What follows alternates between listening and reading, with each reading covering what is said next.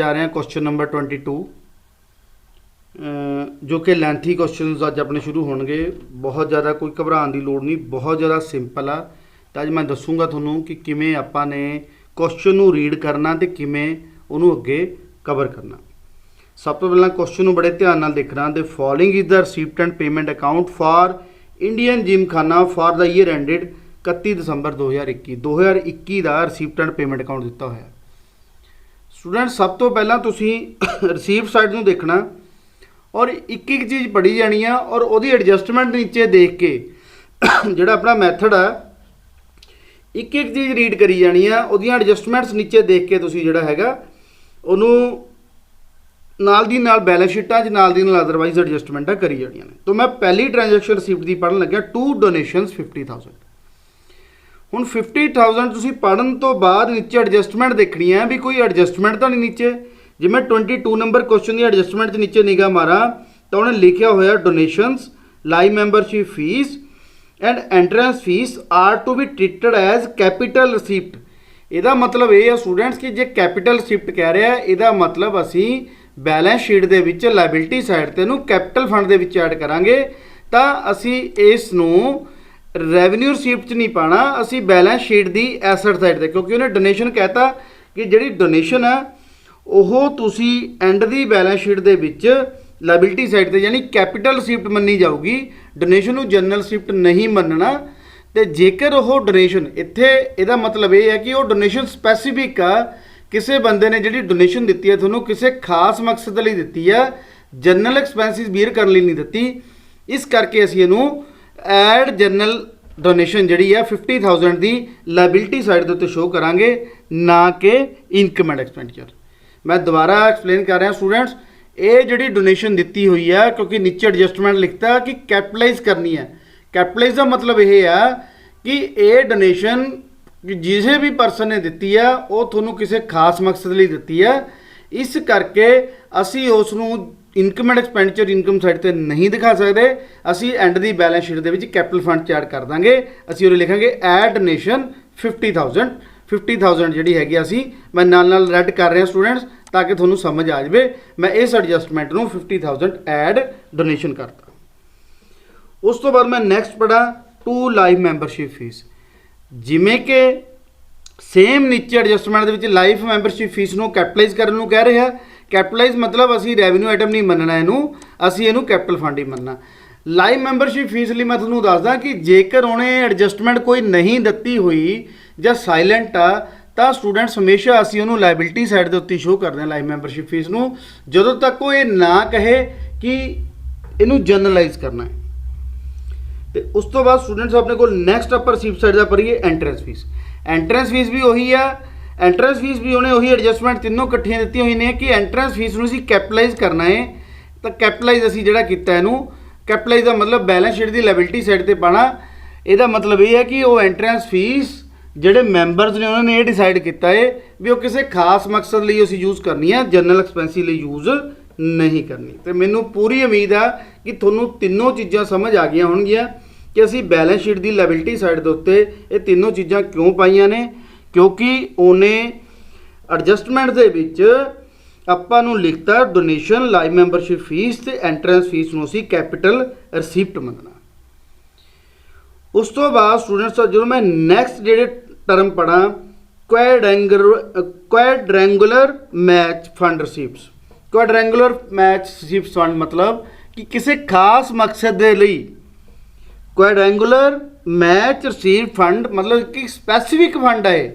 ਆਪਾਂ ਸ਼ੁਰੂ ਦੇ ਵਿੱਚ ਹੀ ਜਦੋਂ ਸਮਾਲ ਕੁਐਸਚਨ ਕੀਤੇ ਸੀ ਮੈਂ ਤੁਹਾਨੂੰ ਇੱਕ ਗੱਲ ਕਹੀ ਸੀ, ਜਦੋਂ ਕੋਈ ਫੰਡ ਕਿਸੇ ਖਾਸ ਮਕਸਦ ਦੇ ਲਈ ਬਣਾਇਆ ਜਾਂਦਾ ਤਾਂ ਉਹ ਲਾਇਬਿਲਿਟੀ ਸਾਈਡ ਦੇ ਉੱਤੇ ਬੈਲੈਂਸ ਸ਼ੀਟ ਦੇ ਉੱਤੇ ਹੀ ਆਊਗਾ ਤੇ ਉਹਦੇ ਵਿੱਚੋਂ ਜੇ ਕੋਈ ਖਰਚੇ ਹੁੰਦੇ ਨੇ ਤਾਂ ਅਸੀਂ ਉਹ ਲੈਸ ਕਰ ਦਿੰਦੇ ਆ। ਇਸ ਕਰਕੇ ਇਹ ਜਿਹੜਾ 10,000 ਆ ਇਹ ਮੈਂ ਬੈਲੈਂਸ ਸ਼ੀਟ ਦੀ ਲਾਇਬਿਲਿਟੀ ਸਾਈਡ ਦੇ ਉੱਤੇ ਇੱਕ ਅਲੱਗ ਜਿਹੜਾ ਹੈਗਾ ਸ਼ੋਅ ਕਰਤਾ ਕੁਐਡਰੈਂਗੂਲਰ ਮੈਚ ਫੰਡ। 10,000 ਮਿਲਿਆ ਅਸੀਂ ਪਾਤਾ। ਨੈਕਸਟ ਮੂਵ ਕਰਦੇ ਹਾਂ ਸਟੂਡੈਂਟ ਸਬਸਕ੍ਰਿਪਸ਼ਨ। ਮੈਂ ਤੁਹਾਨੂੰ ਸ਼ੁਰੂ 'ਚ ਹੀ ਦੱਸਿਆ ਸੀ ਕਿ ਜੋ ਮੈਂਬਰ ਦੁਆਰਾ ਕੰਟਰੀਬਿਊਟ ਕੀਤੀ ਜਾਣ ਵਾਲੀ ਅਮਾਊਂਟ ਉਹਨੂੰ ਸਬਸਕ੍ਰਿਪਸ਼ਨ ਦਾ ਨਾਮ ਦਿੰਦੇ ਆ। ਇਹਦੇ ਵਿੱਚ ਉਹਨੇ ਲਿਖਿਆ ਹੋਇਆ 3,200 ਦੀ ਫਿਗਰ ਦਿੱਤੀ ਹੋਈ ਹੈ ਸਟੂਡੈਂਟਸ। ਉਹਦੇ ਵਿੱਚ ਇਹ ਲਿਖਤਾ ਕਿ 100 ਰੁਪੀਜ਼ ਪਿਛਲੇ ਸਾਲ ਦਾ ਹੈ, ਯਾਨੀ ਪਿਛਲੇ ਸਾਲ ਦਾ ਆਊਟਸਟੈਂਡਿੰਗ ਸਾਨੂੰ ਇਸ ਸਾਲ ਮਿਲ ਗਿਆ पर वो बिलोंग पिछले साल नूं करदा। सबसक्रिप्शन आपां शुरू दे विच ही कहा सी मैं तुहानूं कि सबसक्रिप्शन हमेशा बिजनेस की इनकम हुंदी है, इहदा कोई कैपिटलाइजेशन नहीं हुंदा।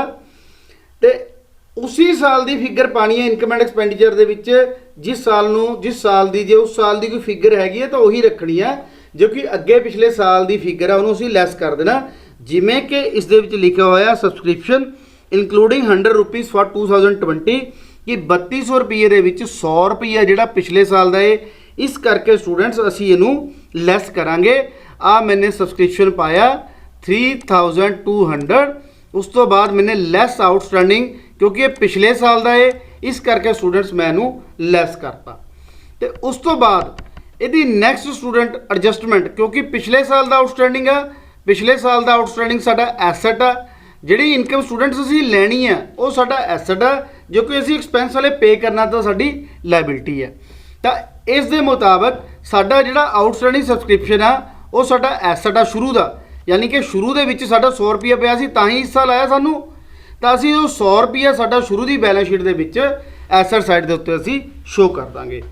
दोबारा मैं एक दसन लग्या, क्योंकि 3200 रुपये दे विच 100 रुपया सानूं पिछले साल का आया, ਇਹਦਾ मतलब पिछले साल असी 100 रुपया लैना होना, पिछले साल असी 100 रुपया लैना होना, तो इस साल सानू आ गया, ਇਹਦਾ मतलब शुरू की बैलेंस शीट दे विच ਉਹ असी ਜਿਹੜਾ ਹੈਗਾ ਲੈਣਾ पैसा, तो असी बैलेंस शीट दे विच एसैट साइड दे उत्ते ਜਿਹੜੀ ਆ बैलेंस शीट असी शुरू की प्रिपेयर करांगे 31/3/2020 ਦੀ, ਇਹਦੇ ਵਿੱਚ ਅਸੀਂ ਇਹਨੂੰ शो कर दांगे 100 रुपीज़। उस तो बाद स्टूडेंट्स लिखा होया बाई इंटरस्ट। बाई इंटरस्ट के रिगार्डिंग कोई भी एडजस्टमेंट नहीं नीचे हैगी, तो जिन्ना इंटरस्ट साडी इनकम आ तो जिन्ना इंटरस्ट उन्हें लिखा होया असी वो इंटरस्ट जिहड़ा हैगा 200 उन्हें इंटरस्ट लिखा होया असी 200 इंटरस्ट लिखांगे। सॉरी मैं एडजस्टमेंट देख ला, एक नीचे एडजस्टमेंट हैगी, सॉरी नीचे एडजस्टमेंट देखो बिल्कुल सबसक्रिप्शन के नीचे।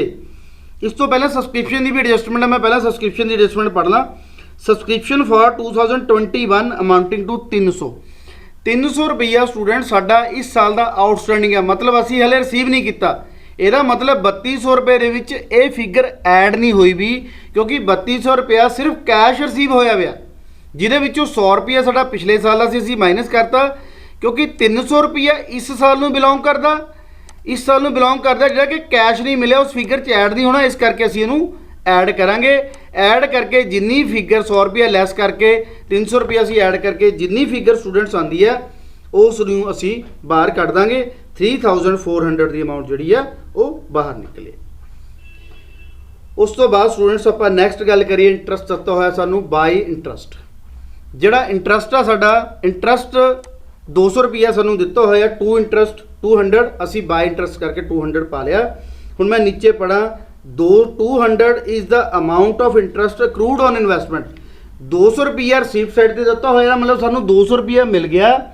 200 रुपया एडजस्टमेंट जो कह रहे हाले सानूं मिलिया नहीं, मतलब साडी इनकम साडा इंटरस्ट टोटल कितना बनना चाहिए इस साल का 400 रुपया। असी 200 रुपया स्टूडेंट्स आउटस्टैंडिंग का जिहड़ा हैगा वो ऐड कर लांगे। 200 रुपये असी आउटस्टैंडिंग ऐड किया तो 400 रुपया। यदि स्टूडेंट एडजस्टमेंट भी नाल दी नाल पा दो। देखो इंटरस्ट आपां हले लैना है एंड का है, तो एंड की बैलेंस शीट के विच असी इंटरस्ट आउटस्टैंडिंग भी नाल दी नाल शो कर देंगे, ताकि असी भुलीए ना बाद दे विच साडे कोलों एडजस्टमेंटां की प्रॉब्लम ना आ जाए। इन दी सेम वे शुरू का आउटस्टैंडिंग असी शुरू की आउटस्टैंडिंग बैलेंस शीट पाता, जिहड़ा एंड का आउटस्टैंडिंग असी एंड च लैना है, जिहड़ा एंड का आउटस्टैंडिंग है असी एंड की बैलेंस शीट के विच एसैट साइड पर पा देंगे, क्योंकि असी लैना हले तो 300 रुपया साडा आउटस्टैंडिंग जिहड़ा हैगा ये स्टैंड कर गया, साडे कोल आ गया। तो उस तो बाद स्टूडेंट्स मैं नैक्सट गल कर रहा to sale of scrap. Sale of scrap के रिगार्डिंग असी देखिए नीचे कोई एडजस्टमेंट तो नहीं, कोई एडजस्टमेंट नहीं है, सिंपल ये इनकम पै जूगी बाई सेल्स ऑफ स्क्रैप। जिन्नी अमाउंट हैगी है 900 की अमाउंट असी सेल ऑफ स्क्रैप के विच पा देनी है। उस तो बाद स्टूडेंट लिखा हुआ to sundry receipts. Sundry receipts हुई ने, असी बाई सन्ड्री रिसीप्ट कोई एडजस्टमेंट नहीं है दी, जिन्नियां 100 रुपीज़ दी आईयां पै गई, साडी रिसीप्ट साइड जिहड़ी हैगी क्लोज हो गई। स्टूडेंट इसी तरह करना है, एक एक जिहड़ी हैगी है तुसीं रिसीप्ट साइड तो एक एक जिहड़ी पॉइंट है एक एक नंबर चक्की जाना ते एडजस्टमेंटां पढ़ी जानियां ने, और एडजस्टमेंटां दे विच उन्हां दी एडजस्टमेंट अगे दी अगे करते जाना है। मैनूं उम्मीद है कि तुहानूं बिल्कुल ये गल क्लीयर हो गई होनी है। उस तो बाद मैं स्टूडेंट्स पेमेंट साइड नूं ਚੱਕਣ ਲੱਗਿਆ। ਪੇਮੈਂਟ ਸਾਈਡ ਦੇ ਵਿੱਚ ਸਭ ਤੋਂ ਪਹਿਲਾਂ ਜੇ ਤੁਸੀਂ ਦੇਖ ਸਕਦੇ ਹੋ ਬਾਈ ਬਿਲਡਿੰਗ 40,000 ਕਿ 40,000 ਰੁਪਏ ਦੀ ਬਿਲਡਿੰਗ ਬਾਈ ਵਾਲੀ ਸਾਈਡ ਤੇ ਦਿੱਤੀ ਹੋਈ ਹੈ ਸਾਨੂੰ। ਹੁਣ ਬਿਲਡਿੰਗ ਕੀ ਹੈ, ਸਾਡਾ ਐਸਟ ਆ, ਤੁਹਾਨੂੰ ਸਾਰਿਆਂ ਨੂੰ ਪਤਾ। ਤਾਂ ਅਸੀਂ ਐਂਡ ਦੀ ਬੈਲੈਂਸ ਸ਼ੀਟ 'ਚ, ਕਿਉਂਕਿ ਇਸ ਸਾਲ ਖਰੀਦਿਆ ਪਿਛਲੇ ਸਾਲ ਤਾਂ ਹੈ ਨਹੀਂ ਸੀ ਸਾਡੇ ਕੋਲ, ਤਾਂ ਹੀ ਇਸ ਸਾਲ ਦੀ ਰਿਸੀਪਟ ਸਾਈਡ ਤੇ ਆਇਆ, ਪੇਮੈਂਟ ਸਾਈਡ ਤੇ ਆਇਆ। ਜੇ ਉਸ ਸਾਲ ਜੇ ਤੁਹਾਨੂੰ ਕੋਈ ਵੀ ਪੇਮੈਂਟ ਐਸਟ ਰਿਸੀਪਟ ਸਾਈਡ ਦੇ ਉੱਤੇ ਦਿਖ ਰਿਹਾ, ਪੇਮੈਂਟ ਸਾਈਡ ਤੇ ਦਿਖ ਰਿਹਾ ਸੌਰੀ, ਤਾਂ ਉਹ ਐਸਟ ਸਟੂਡੈਂਟਸ ਇਹ ਮੰਨਿਆ ਜਾਂਦਾ, ਮੰਨਿਆ ਕੀ ਹੈਗਾ ਹੀ ਆ ਕਿ ਉਹ ਐਸਟ ਤੁਸੀਂ ਉਸੇ ਸਾਲ ਖਰੀਦਿਆ ਹੁੰਦਾ ਤੇ ਉਹ ਤੁਸੀਂ ਆਪਣੀ ਐਸਟ ਸਾਈਡ ਦੇ ਉੱਤੇ ਸ਼ੋ ਕਰਾਂਗੇ। ਉਸ ਤੋਂ ਬਾਅਦ ਮੈਂ ਨੈਕਸਟ ਪੜ੍ਹਨ ਲੱਗਿਆ students, by expenses of quadrangular matches. Quadrangular matches ਦੇ ਉੱਤੇ ਅਸੀਂ 900 ਰੁਪਈਆ ਖਰਚ ਕਰਤਾ। ਜਦੋਂ ਕੁਆਡਰੈਂਗੂਲਰ ਮੈਚਿਸ ਦੇ ਉੱਤੇ 900 ਰੁਪਈਆ ਅਸੀਂ ਖਰਚ ਕਰਤਾ, ਕਿਉਂਕਿ ਅਸੀਂ ਇਹਦਾ ਸਪੈਸੀਫਿਕ ਫੰਡ ਬਣਾਇਆ ਹੋਇਆ ਔਰ ਜੋ ਪੈਸਾ ਉਹਨਾਂ ਮੈਚਿਸ ਤੇ ਖਰਚ ਆਊਗਾ ਉਹ ਅਸੀਂ ਉਹਦੇ ਚੋਂ ਲੈਸ ਕਰਾਂਗੇ। ਜੇ ਉਹਦੇ ਤੋਂ ਕੋਈ ਇਨਕਮ ਆਉਂਦੀ ਹੈ ਅਸੀਂ ਉਹ 'ਚ ਐਡ ਕਰਾਂਗੇ ਔਰ ਰੂਲ ਦੇ ਮੁਤਾਬਕ ਅਸੀਂ ਐਕਸਪੈਂਡੀਚਰ ਉੱਪਰ ਨਹੀਂ ਪਾਵਾਂਗੇ। ਇਨਕਮ ਐਂਡ ਐਕਸਪੈਂਡੀਚਰ 'ਚ ਅਸੀਂ ਜਿੰਨਾ ਫੰਡ ਬਣਾਇਆ ਹੋਇਆ ਅੰਦਰ ਲਾਇਬਿਲਿਟੀ ਸਾਈਡ ਤੇ ਉਹ ਐਕਸਪੈਂਸਿਸ ਲੈਸ ਕਰਕੇ ਜਿੰਨੀ ਅਮਾਊਂਟ ਬਾਹਰ ਨਿਕਲਦੀ ਆ। ਹੁਣ ਸਾਡੇ ਕੋਲ ਫੰਡ ਸ਼ੁਰੂ 'ਚ 10,000 ਰੁਪਇਆ ਸੀ, ਉਹਦੇ ਵਿੱਚੋਂ ਅਸੀਂ 900 ਰੁਪਈਆ ਖਰਚਤਾ ਤੇ 9100 ਰੁਪਈਆ 9100 ਰੁਪਈਆ ਸਾਨੂੰ ਜਿਹੜਾ ਹੈਗਾ ਉਹ ਲਾਇਬਿਲਿਟੀ ਸਾਈਡ ਦੇ ਉੱਤੇ ਅਸੀਂ ਸ਼ੋ ਕਰ ਦਾਂਗੇ। ਉਸ ਤੋਂ ਬਾਅਦ ਨੈਕਸਟ ਸਟੂਡੈਂਟਸ ਮੈਂ ਚੱਲਣ ਲੱਗਿਆ ਫਰਨੀਚਰ ਲਿਖਿਆ ਹੋਇਆ। ਫਰਨੀਚਰ ਜਿਵੇਂ ਕਿ ਤੁਹਾਨੂੰ ਪਤਾ ਹੀ ਆ ਕਿ ਫਰਨੀਚਰ ਆਪਣਾ ਇੱਕ ਐਸਟ ਆ ਤੇ ਬੈਲੈਂਸ ਸ਼ੀਟ ਦੇ ਵਿੱਚ ਕਿਉਂਕਿ ਸਾਲ ਦੇ ਦੌਰਾਨ ਖਰੀਦਿਆ ਇਸ ਕਰਕੇ ਬੈਲੈਂਸ ਸ਼ੀਟ ਦੀ ਐਸਟ ਸਾਈਡ ਦੇ ਉੱਤੇ ਅਸੀਂ ਇਹਨੂੰ ਸ਼ੋ ਕਰ ਦਾਂਗੇ। ਉਸ ਤੋਂ ਬਾਅਦ ਸਟੂਡੈਂਟ ਨੈਕਸਟ ਸੈਲਰੀ ਹੈ। ਸੈਲਰੀ ਇੰਪਲੋਇਜ਼ ਦੀ ਸੈਲਰੀ ਹੈ ਔਰ ਸੈਲਰੀ ਹਮੇਸ਼ਾ ਐਕਸਪੈਂਡੀਚਰ ਹੁੰਦਾ। ਐਕਸਪੈਂਡੀਚਰ ਆ ਤਾਂ ਨੋ ਡਾਊਟ ਐਕਸਪੈਂਡੀਚਰ ਸਾਈਡ ਦੇ ਉੱਤੇ ਪਊਗਾ। ਅਸੀਂ 2 ਸੈਲਰੀ ਪਾਇਆ, 2 ਸੈਲਰੀਜ਼ 1800 ਦਿੱਤੀ ਹੋਈ ਆ, ਅਸੀਂ ਅੰਦਰਲੀ ਸਾਈਡ ਵਾਲੇ 1800 ਰੱਖਾਂਗੇ ਤੇ ਨੀਚੇ ਇਹਦੀ ਐਡਜਸਟਮੈਂਟ ਦੇਖਾਂਗੇ। ਕੋਈ ਐਡਜਸਟਮੈਂਟ ਤਾਂ ਨਹੀਂ, ਦੇਖੋ ਐਡਜਸਟਮੈਂਟ ਲਿਖੀ ਹੋਈ ਆ outstanding salary, outstanding salary for December 2021 ਦੀ ਆਊਟਸਟੈਂਡਿੰਗ ਸੈਲਰੀ ਆ। ਮਤਲਬ 2021 ਦਾ ਅਸੀਂ 170 ਰੁਪਏ ਦੇਣੇ ਨੇ। ਜੇ ਅਸੀਂ ਦੇਣੇ ਨੇ ਸਟੂਡੈਂਟਸ ਤਾਂ ਅਸੀਂ ਐਡ ਆਊਟਸਟੈਂਡਿੰਗ ਕਰ ਦਾਂਗੇ 170 ਰੁਪਏ। 1800 ਰੁਪਏ ਅਸੀਂ ਆਲਰੇਡੀ ਪੇ ਕਰ ਚੁੱਕੇ, 170 ਰੁਪਏ ਅਸੀਂ ਹਲੇ ਵੀ ਦੇਣੇ ਨੇ। ਮਤਲਬ ਉਸ ਸਾਲ ਦੀ ਸੈਲਰੀ ਜਿਹੜੀ ਹੈਗੀ ਸਾਡੀ 1970 ਰੁਪਏ ਬਣੀ। ਉਸ ਸਾਲ ਦੀ ਸਾਡੀ ਸੈਲਰੀ ਜਿਹੜੀ ਆ ਉਹ 1970 ਰੁਪਏ ਬਣ ਗਈ, ਕਿਉਂਕਿ 1800 ਰੁਪਏ ਸਾਨੂੰ ਪੇਮੈਂਟ ਸਾਈਡ ਦਿੱਤੀ ਹੋਈ ਆ ਤੇ 170 ਰੁਪਏ ਨੀਚੇ ਉਹਨੇ ਕਹਿਤਾ ਕਿ ਹਲੇ ਇਹ ਅਸੀਂ ਦੇਣੇ ਨੇ। ਜੇ ਦੇਣੇ ਨੇ ਤਾਂ ਅਸੀਂ 170 ਰੁਪਏ ਐਡ ਕਰ ਲਾਂਗੇ। ਉਸ ਤੋਂ ਬਾਅਦ ਸਾਡੇ ਸਟੂਡੈਂਟ ਸਾਡੇ ਕੋਲ ਨੈਕਸਟ ਦਿੱਤਾ ਹੋਇਆ ਐਕਸਪੈਂਸਿਸ ਔਨ ਟੈਨਿਸ।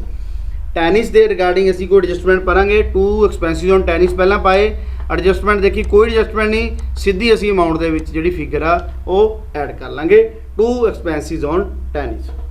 ਉਸ ਤੋਂ ਬਾਅਦ students by insurance paid for 1 year up to 30 June 2020।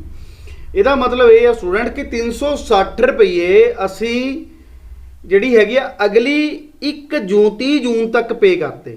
ਮਤਲਬ 1 ਜੁਲਾਈ ਨੂੰ ਪੇ ਕੀਤੇ ਹੋਣੇ ਨੇ, ਅਗਲੀ 30 ਜੂਨ ਤੱਕ ਦੇ ਅਸੀਂ ਜਿਹੜੇ ਹੈਗੇ ਨੇ 360 ਰੁਪਏ ਪੇ ਕਰਤੇ। ਜੇ 360 ਰੁਪਏ ਪੇ ਕਰਤੇ ਸਟੂਡੈਂਟਸ ਤਾਂ ਇਹਦਾ ਮਤਲਬ 360 ਰੁਪਏ ਜੇ ਸਾਲ ਦੇ ਨੇ ਤਾਂ ਅਸੀਂ 6 ਮਹੀਨੇ ਦੇ ਐਡਵਾਂਸ ਪੇ ਕਰਤੇ, ਕਿਉਂਕਿ ਸਾਡੀ ਇਨਕਮ ਐਂਡ ਐਕਸਪੈਂਡੀਚਰ 31 ਦਸੰਬਰ ਨੂੰ ਬਣ ਰਹੀ ਹੈ ਤੇ ਉਸ ਸਾਲ ਦਾ ਖਰਚਾ ਜਿਹੜਾ ਸਾਡਾ ਅਸੀਂ ਜਿਹੜਾ ਪ੍ਰੀਪੇਡ ਆ ਪਹਿਲਾਂ ਹੀ ਪੇ ਕਰਤਾ ਉਹਨੂੰ ਅਸੀਂ ਲੈਸ ਕਰਾਂਗੇ, ਕਿਉਂਕਿ ਸਾਡਾ ਇਸ ਸਾਲ ਦਾ ਜਿਹੜਾ ਖਰਚਾ ਉਹ ਸਿਰਫ 180 ਰੁਪਏ ਆ। ਜੇ ਅਸੀਂ ਲੈਸ ਕਰਕੇ ਦੇਖੀਏ 360 ਚੋਂ 180 ਤਾਂ 180 ਰੁਪਏ ਪ੍ਰੀਪੇਡ ਆ ਗਏ, ਉਹ ਅਸੀਂ ਲੈਸ ਕਰਤੇ। ਤਾਂ ਇਹ 180 ਰੁਪਏ ਜਿਹੜੇ ਪ੍ਰੀਪੇਡ ਕੀਤੇ ਨੇ ਉਹ ਬੈਲੈਂਸ ਸ਼ੀਟ ਦੀ ਐਸਟ ਸਾਈਡ ਦੇ ਉੱਤੇ ਅਸੀਂ ਦਿਖਾ ਦਾਂਗੇ, ਕਿਉਂਕਿ ਪ੍ਰੀਪੇਡ ਨੇ ਐਸਟ ਆ ਸਾਡਾ। ਜਿਹੜੇ ਪ੍ਰੀਪੇਡ ਐਕਸਪੈਂਸਿਸ ਹੁੰਦੇ ਨੇ ਦੁਬਾਰਾ ਧਿਆਨ ਦਿਓ ਉਹ ਐਸਟ ਆ ਤੇ ਜਿਹੜੇ ਅਸੀਂ ਪੇ ਕਰਨੇ ਹੁੰਦੇ ਨੇ ਉਹ ਸਾਡੀ ਲਾਇਬਿਲਿਟੀ ਆ। 360 ਰੁਪਏ 'ਚ ਕਹਿੰਦਾ ਹਾਫ ਜਿਹੜੇ ਨੇ ਯਾਨੀ 6 ਮਹੀਨੇ ਦੇ ਜਿਹੜੇ ਐਕਸਪੈਂਸਿਸ ਨੇ ਉਹ ਪ੍ਰੀਪੇਡ ਪਹਿਲਾਂ ਹੀ ਐਡਵਾਂਸ ਪੇ ਕਰਤੇ। ਇਹਦਾ ਮਤਲਬ ਉਸ ਸਾਲ ਦੇ ਸਿਰਫ 180 ਰੁਪਏ ਨੇ ਤਾਂ ਅਸੀਂ 180 ਰੁਪਏ ਨੂੰ ਸ਼ੋ ਕਰ ਦਾਂਗੇ।